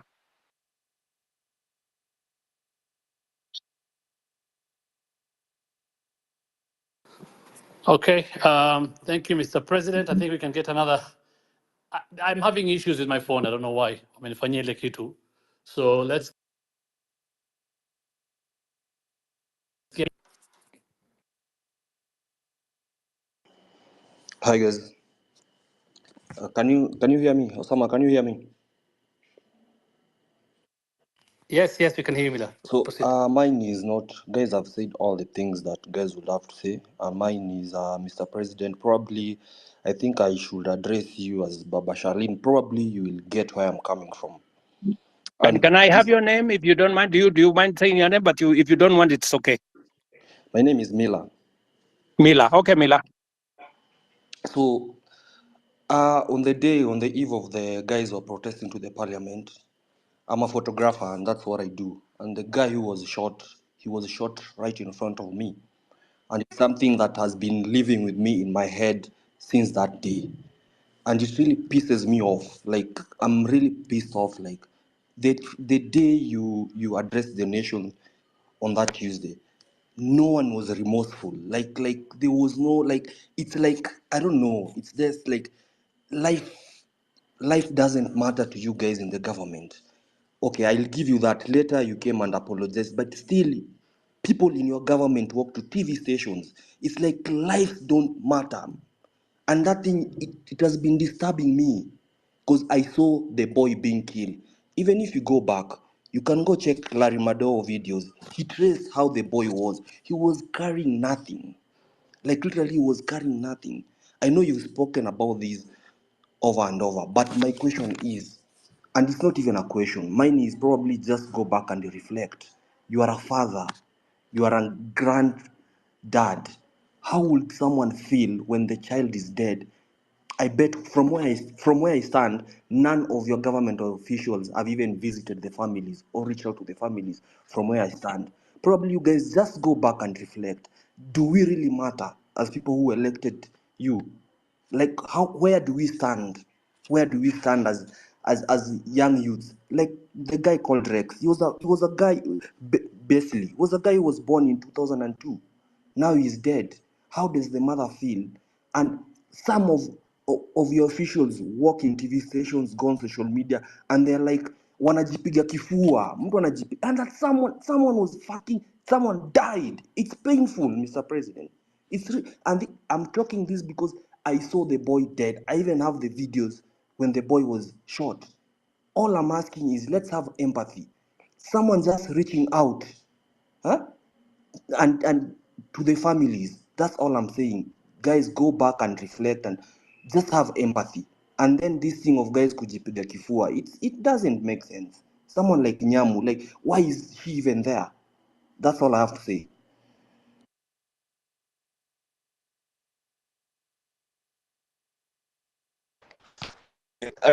Kuongea manze, sijui mtanipenda juu ni mvibaya sana. Yeah, speak. So kitu ya kwanza mi sijui kizungu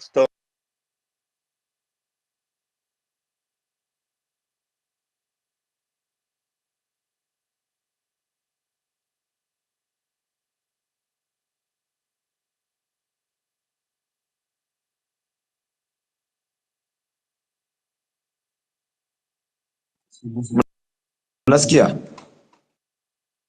Hello? Sorry, we lost you, Speaking. my friend. Tulikupoteza hapo kidogo, hatukusikia. Sorry. You can I speak?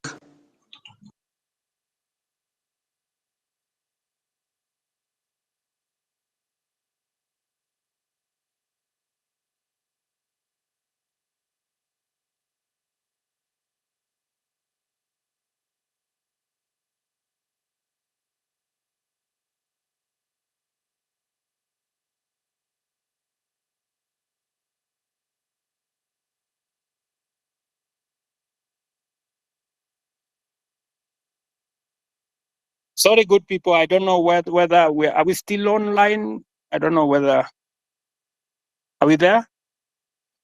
Yes, we are online. Yes, I can hear you.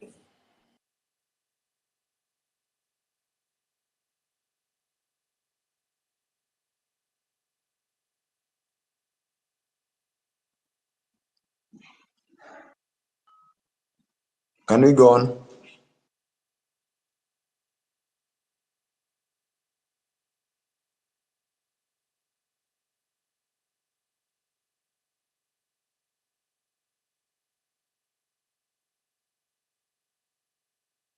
I'm sorry, I can't hear anything. I don't know whether, are we on? Yes. Yes, you're on your I think end. there's nobody asking question. Perhaps I ask as we get out on the board. Maybe I'm talking too much or asking too much. Forgive me for that, but nobody's speaking. Another question is not another question that I've seen people saying or asking you rather to don't reshuffle the cabinets or the CS, moving from the one ministry to the other. You've seen that one before. What you're seeing is just transferring competence in one field to another department or another ministry. Please get new faces. You have a lot of people around you.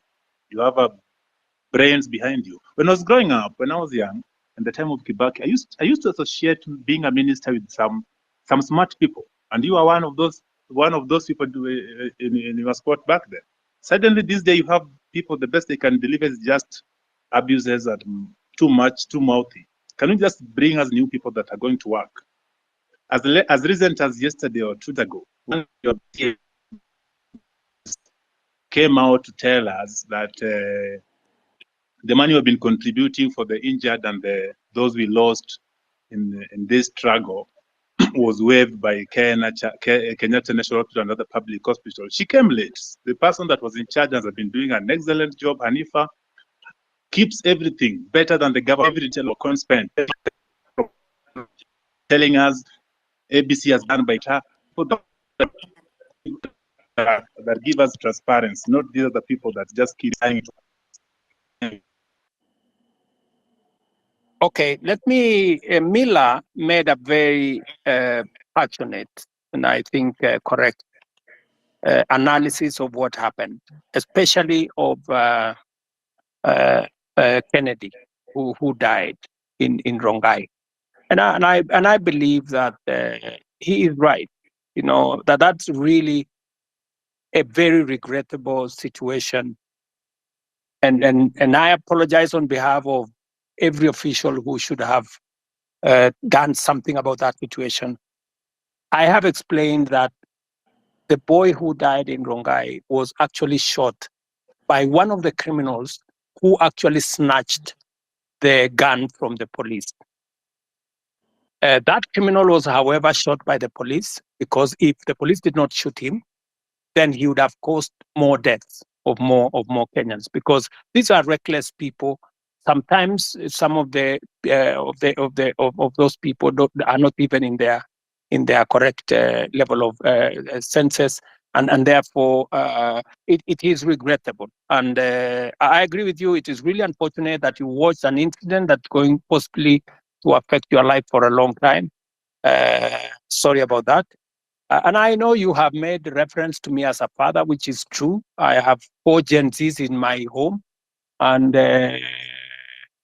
I promise you, they take me to task, you know, on some of these things, and I have to do a lot of explaining some of the time. And this is just the same way I'm explaining to you guys here. I agree that some of our officials are arrogant. Some of them, you know, speak out of turn, and then some of them display, you know, obnoxious opulence, if I may say that, which does not just anger the public. Sometimes I call in some of those people and I give them a piece of my mind, because even Nyamu, I have had occasion to sit her down, you know, and tell her, I mean, she needs to change what she's doing. And you know, when you are in my position, you are also a father figure.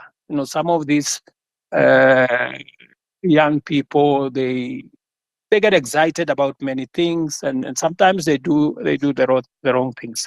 And I want to tell you that I know somebody here mentioned Karen Nyamu. Karen Nyamu is a girl I've had to sit her down sometimes and tell her, look, she needs to do things differently. So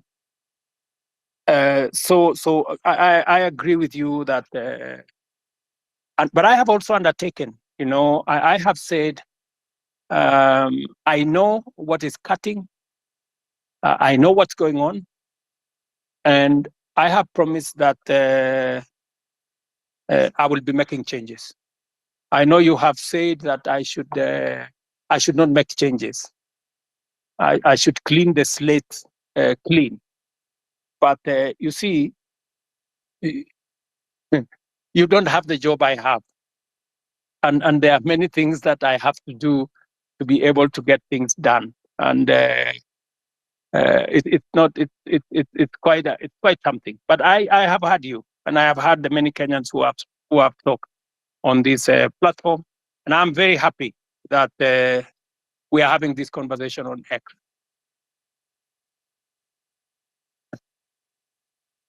So let me, I don't know, because I had promised that I would be here up to 5. I think it is now 5:15. And I have another assignment with our Olympics team that are coming to. I have a bunch of wonderful Kenyans who are going to represent us in Paris. They are sitting somewhere outside my office. And with a lot of respect, I want to say to all the people who have asked me the very important questions, very Mr. difficult President, questions. I have a final remark before you go. It's Kioti speaking here. Okay. Okay, Mr. President, before you continue, I'm Marvin Mabonga. I come from Kimilili constituency in Bungoma County. So, Mr. President, before you go, I want to let you know that in your cabinet, Currently, we are having so many incompetent cabinet secretaries. For instance, let me give you an example of your friend, Kipchumba Murkomen. Kipchumba Murkomen did law. He has never been in any law firm in this country. He has never won any case. But currently, he's heading the Ministry for Road and Transport. My question is, between where is the conjunction between the Ministry of Transport and a lawyer? In that department, you should be putting there a person who has done even civil engineering, who knows so much about construction. Lastly, the Minister for Agriculture, that person, he even doesn't have a bachelor's. We all know this information. We have the government's website and we Google, we see this information. So, Mr. President, if you are going to give us those people who are incompetent, then we are totally doomed. You know, when we elected you as the president, normally they say, you set a thief to catch a thief. But this time round, when we elected you, Mr. President, that you can help us now catch those people who are corrupt in this nation, you're just there laughing with them. Look at Oscar Sudi. He's flaunting with 20 million in a bag in a public forum. I'm even told that there is one of the cabinet minister who was caught in Dubai with 20 million cash, and you actually came through him, so he wasn't taken to a court somewhere or arrested. You know that, Mr. President. Personally, where I sit, I want to pay my rent by 10th. But because I finished campus, I don't have any job anywhere. I'm just here in the city seated. I will not be able to pay that rent because you promised to give us the jobs. But when we elected you, you are now telling us that in the next 1 year, we are not going to employ the youth. Mr. President, do you think that one is not a lie? Lastly, the other day you said, when you were questioned about the boy who was shot, you didn't know whether he was alive or dead. But now you know that the person who shot that boy is not the police officer. Mr. President, do you think that is a reality? That one is not a reality. I'm very angry because I'm very angered person because every time we get to those public offices, we are treated like trash. And that's why the other day I was even on the forefront. You can watch the videos. I was on the forefront in those protests to demand for my right. And now here, Mr. President, you are just taking us through the corners. You are not even going straight to the point. Kindly go straight to the point. When you are asked about the person who is corrupt, you say, this person is corrupt. He has been working with millions of money. Tell us, Omanga bought 60 with 50 million a vehicle which he's flaunting now on social media.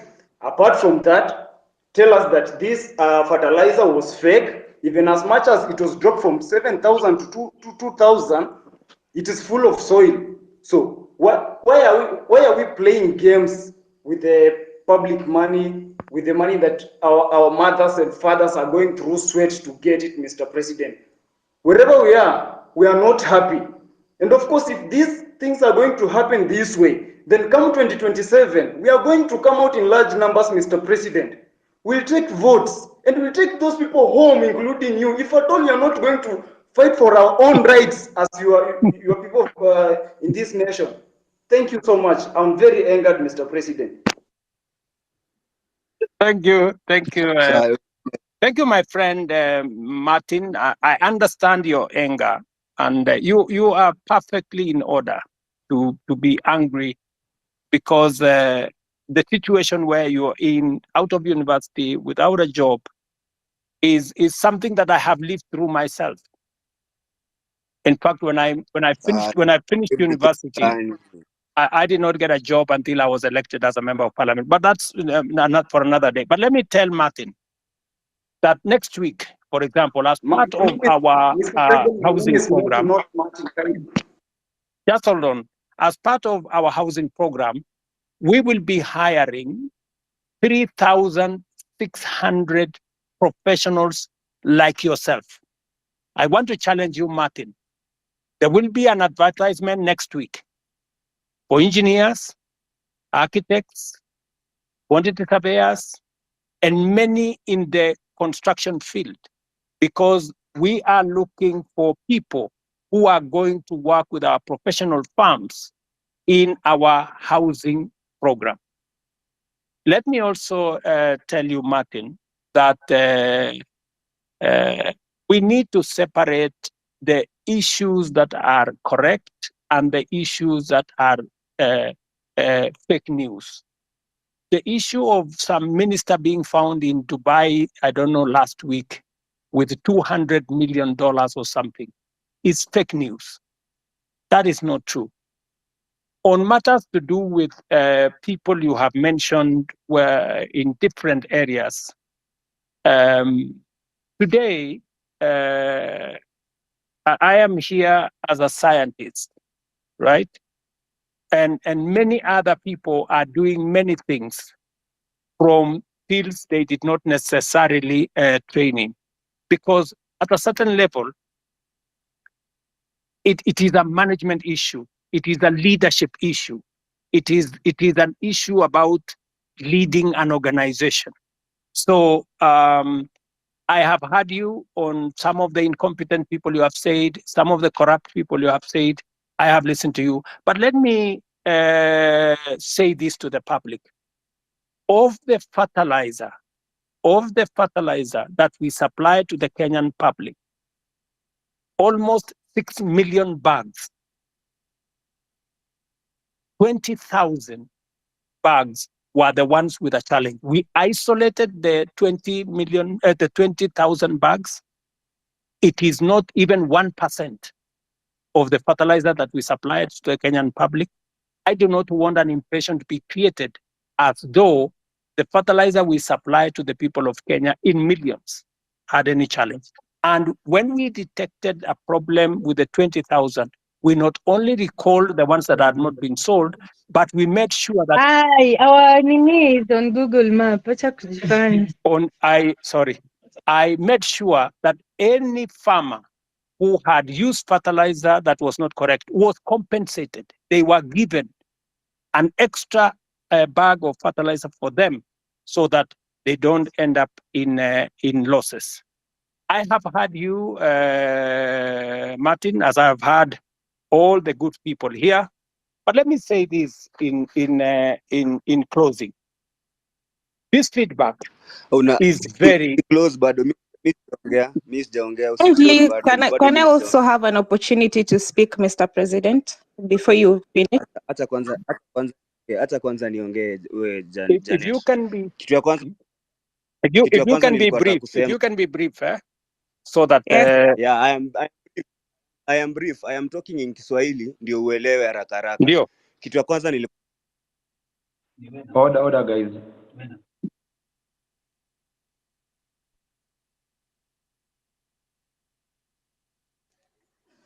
Is anyone speaking, or can I speak? Osama? You can speak. Okay. First of all, good evening, Mr. President and everyone here. Good evening, my dear. Okay. So my name is Jeanette Brenda, and I don't have any questions because I feel like the people have asked questions before, umewapeleka around and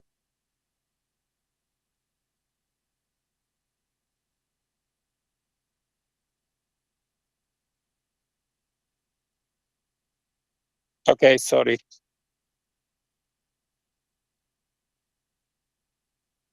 Sorry, Jeanette, I can't hear you. I'm sorry.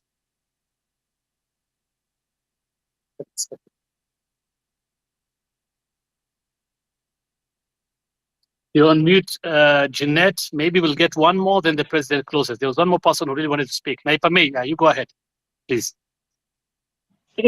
Yeah, so good evening, and thank you, Mr. President, for agreeing to come to address the nation here on space. So I have two questions I'm going to ask really quick because of time.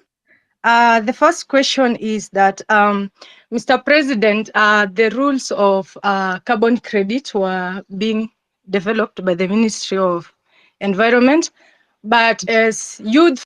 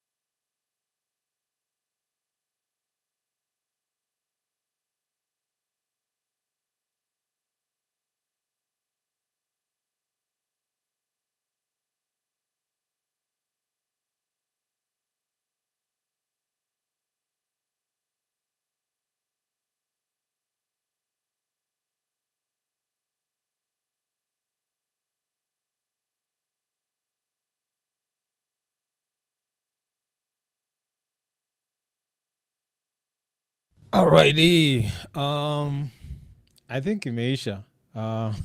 Siko sure but I think Komsa amesema sijui anafaa kwenda kuhand over flag ya sijui what. There's some athletes going somewhere. Can you guys hear me on the mic? If you can hear me, let me know because I left my phone on the other side so I can't monitor. I was doing what guys are known to not be the best at, which is what do they call this thing when you're doing two things at the same time? Hit me on the comments. My brain is foggy right now because I've just been running up and down. Okay. Oh, you can hear me. Okay, yeah. So I think we pretty much like tumesikia kitu walikuwa wanasema. Hold on. What is going on? I'm hearing sitaki kuongea na wewe saa hizi kaa huko. Who else? Yeah, so I think ameishia. So nafikiri hiyo x hiyo spaces imeisha hivyo. If I'm because imenyamaza for too long and then when I go to Twitter I see people saying, oh yes, easily it's called multitasking. Yeah, my brain was it's kind of foggy. Yeah. Hold on. Give me a minute. Let me situate myself. Yeah, so I think tumesikia kitu ime happen. To be perfectly honest, I feel like most of the people asking questions either they were too nervous or walikuja na hasira mob or hawakukuwa prepared because si wengi nimesikia wameuliza maswali za most of them were asking the same questions. He was answering them the same way. I think after wase watatu, the fourth one should just tell him, hey, Buddha, hizi vitu unasema zote ni uongo. As in, at least you're not being very honest with us. So just, but nafikiri kuna vile wase walikuwa either once wamepewa hiyo opportunity.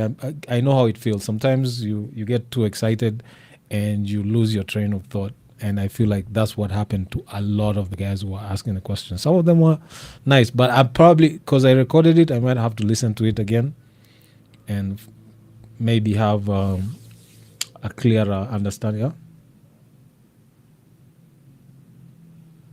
Yeah, a lot of the guys were a bit emotional, so I feel like that took away. When you want to have like an engagement with someone who you really want to drive your point across, just be calm. Just chill out. Don't be.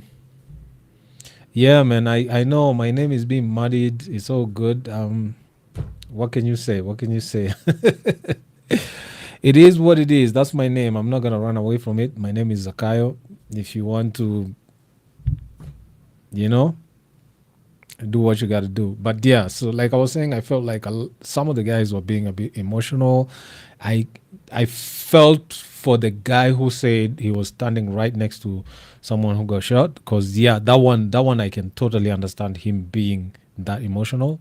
That one is definitely like he had every right to be that angry. But for the rest of us, as much as you're angry, if you want your point to come across, you just have to take a step back, calm down, and then ask your questions in a and probably even write them down, because some guys I feel like they were freestyling, and in doing that they didn't come out as clear as they should have, because everything he was countering with like, mi nikikuuliza swali kuhusu nini usianze kuniambia hapo umecreate jobs. You see, that's the thing, like jibu hii swali yangu kuhusu au makarao. Ule karao anasema amekuwa akishutu watu, eti send me the picture or come bring. No one is coming to State House to bring you a picture. If mtu hapa sahizi mali tuko, mtu yote akisema ule msi alikuwa amevaa shati ya blue, we all know who the fuck we're talking about. So that means you also know who the fuck we're talking about. So don't ask me eti we niletee majina za wase kwa State House. No one is coming to State House, nigga. Fuck. Anyway, pia mi naanza kukua emotional sasa.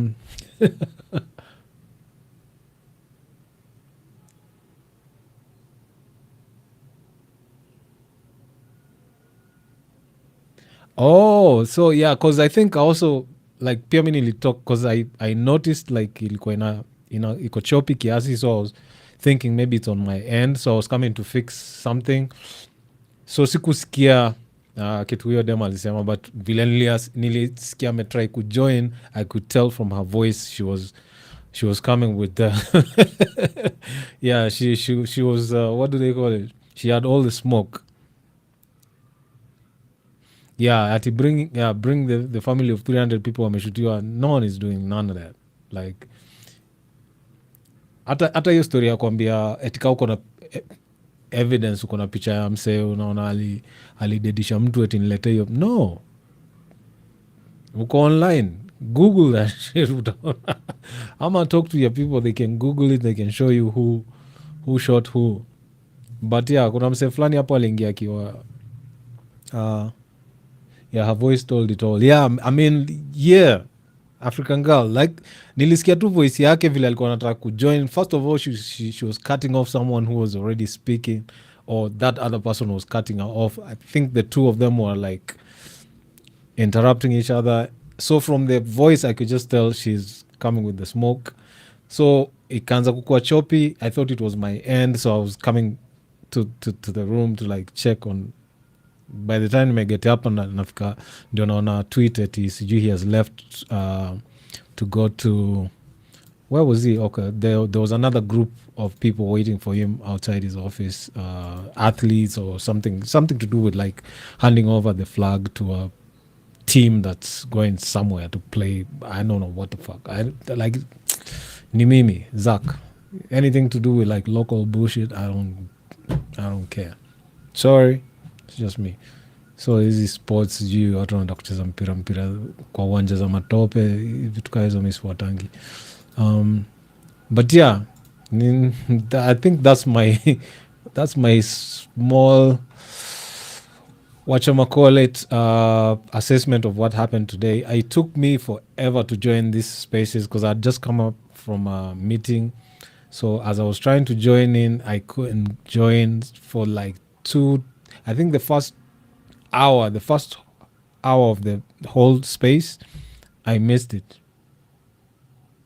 Yeah, Nazville, yeah, should have been demanding for accountability for exactly. I think people weren't prepared. I don't think tunawasha mic ukipipi nje ya dirisha. Yeah, because unaweza chukuliwa, you never know, like You remember there's a guy who came in and the guy was like, can you introduce yourself? What's your name again? I was like, yo, this is a setup. If it was me, I would have given a different name. I would have been like a Mike or some shit like that. But siwezi patiana jina yangu. Imagine niko hapo eti, who is this? I'm like, Zakai. In fact, the whole place would have just been laughing. They would have thought like I was lying or some shit. Anyway, anywho, like they say, yeah, man. So that's the. I thought it would be better than this. First of all, there were a bit too many glitches in the beginning. Like no one could join the spaces, and then when you could finally join, it wasn't exactly what I expected. But damn. What do we do? What do we do? What do we do? Tonight, I think we will be having a live later on tonight, so maybe I should just bounce right now. I have a video to edit. The video we shot was yesterday, Porn for Breakfast. I was supposed to edit that, but I couldn't miss the spaces, so I had to make a choice. So the video will be a bit late. I think for me, if I was given that mic to speak on the space, I would have suggested that the Twitter space between the president and the people should be a bit often, because we've realized that the MPs that we elect to represent us don't really know what their job is. So since tunawachoose waenda kuturepresent kwa Orezo and the Orezo anaongea na sisi tayari, they should just go home and then we can save that money for something else. Like, we don't really need MPs now. We can talk to the president directly. This is no longer the 1920s. I'm sure the reason why MPs were elected is to represent us, because not all of us could talk to him. But now we can, if he wants to, we can talk to, every day we can talk to him. We just need like maybe better what do you call it, plans, and then have like a control environment.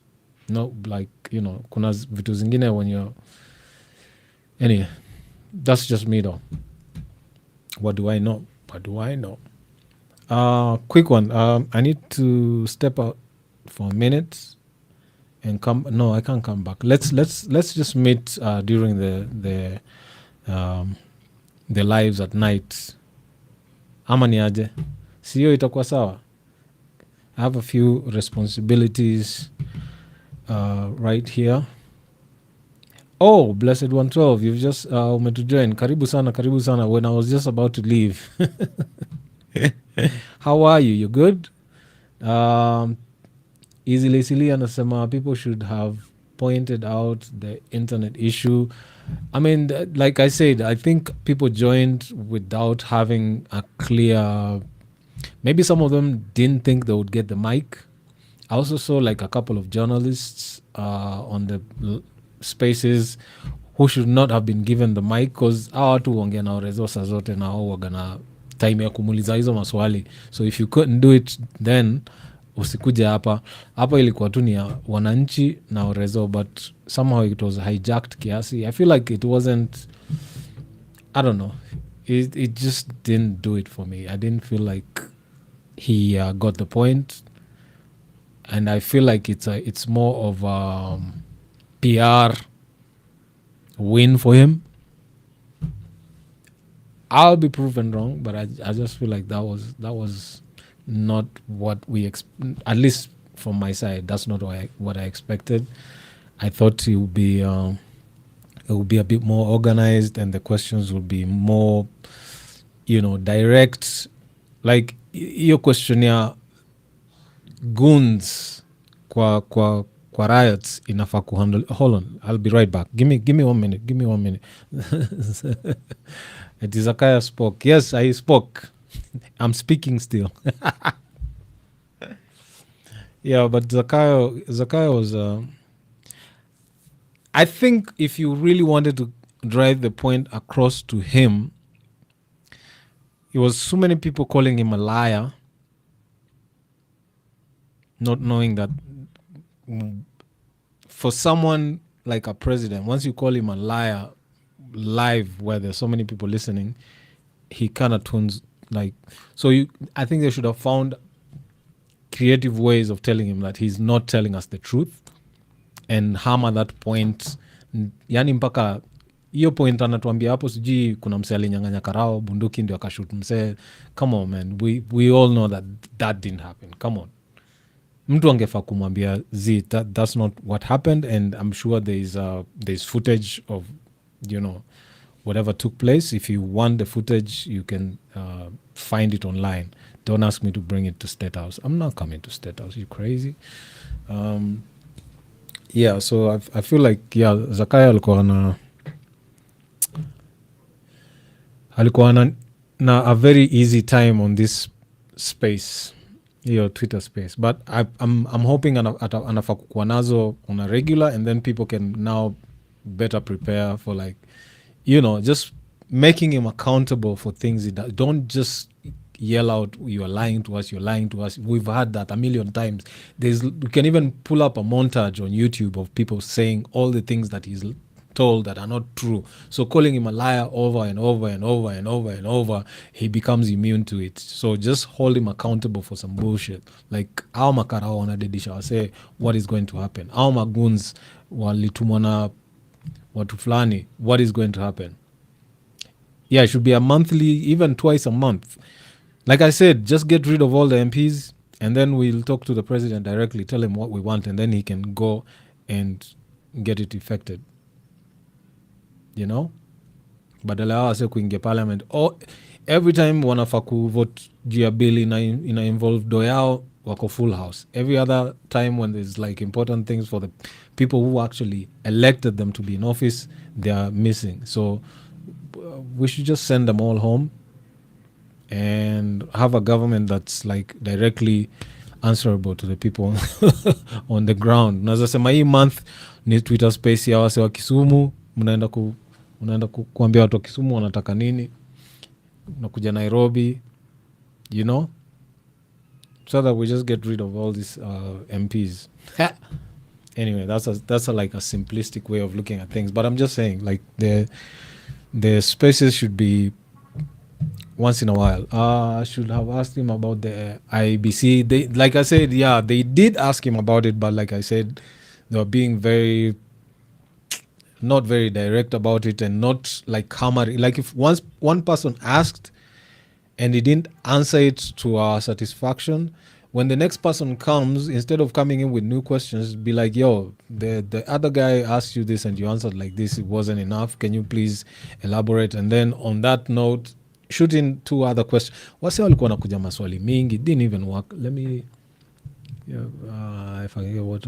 Yeah. You can. I think by now there should be some videos of what a couple of guys were capturing it on their phone. So by now I'm sure people have posted it.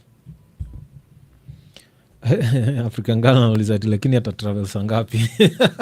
Okay. Oh yeah, you can also rewatch this. Yeah.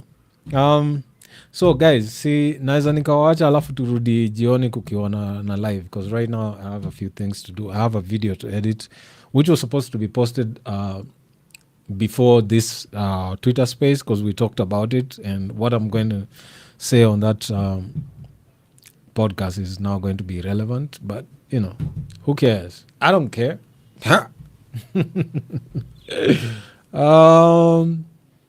Yeah, Blessed 112. Maybe if I end this, then you might be able to rewatch it, but it will take some time before YouTube like process it and do all the things they need to do.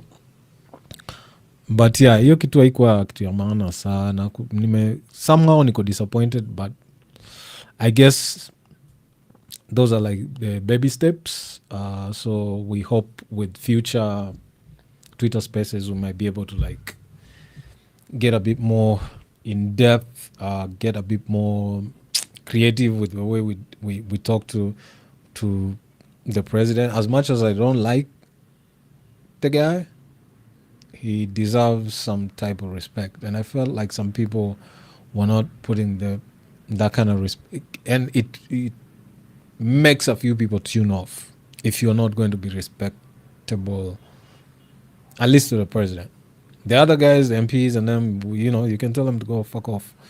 But when there's a president in the Twitter space, even using the word fuck should, I don't think it's necessary. You can still get your point across without having to do that. Like the regular talk is basically trying to assume, like, when your pops is around. Like me, my pops is around. I cuss a lot when I'm talking with like other people, but when pops is around, I don't. So you should just try and treat it the same way. My 2 cents. Maybe I'm wrong. Maybe I'm too old. You're millennials and Gen Zs.